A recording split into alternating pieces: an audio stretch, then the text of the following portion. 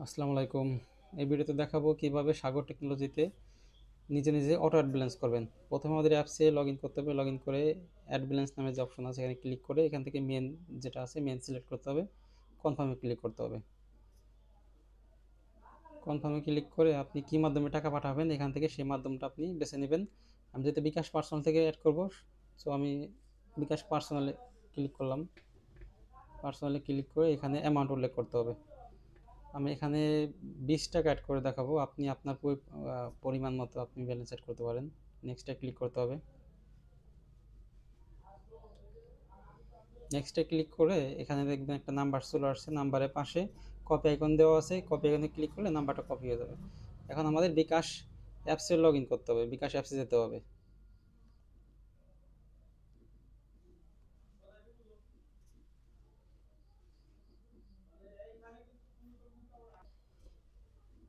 তো বিকাশ অ্যাপসে log in করে এখানে সেন্ড মানি করে দেবো আমরা। যেহেতু 20 টাকার অ্যামাউন্ট এখানে বসাইছিলাম, এখানে 20 টাকা অ্যামাউন্ট উল্লেখ করে কন্টিনিউ করে সাধারণভাবে আমরা সেন্ড মানি করে দেবো।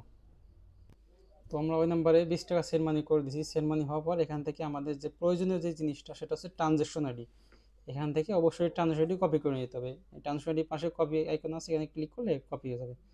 এখন এখান থেকে আমরা বেরিয়ে যাব। বেরিয়ে গিয়ে আমাদের অ্যাপসে গিয়ে ইন্টার ট্রানজ্যাকশন আইডি নামে যে অপশনটা আছে এখানে আমরা ওই ট্রানজ্যাকশন আইডি পেস্ট করে দেবো। হালকা ট্যাপ করে ধরে রাখলে পেস্ট লেখা আসবে। পেস্ট করে এখন নিচের দিকে ভেরিফাইতে ক্লিক করলে আমাদের ব্যালেন্সটা অটোমেটিক আমাদের অ্যাকাউন্টে অ্যাড হয়ে যাবে। এই যে আমাদের ব্যালেন্সটা অ্যাড হয়ে গেছে। যে ট্যাপ ফর ব্যালেন্সে ক্লিক করলে যেখানে 20 টাকা দেখাইতেছে। এইভাবে আপনার ব্যালেন্স আপনি নিজে নিজে অ্যাড করতে পারবেন।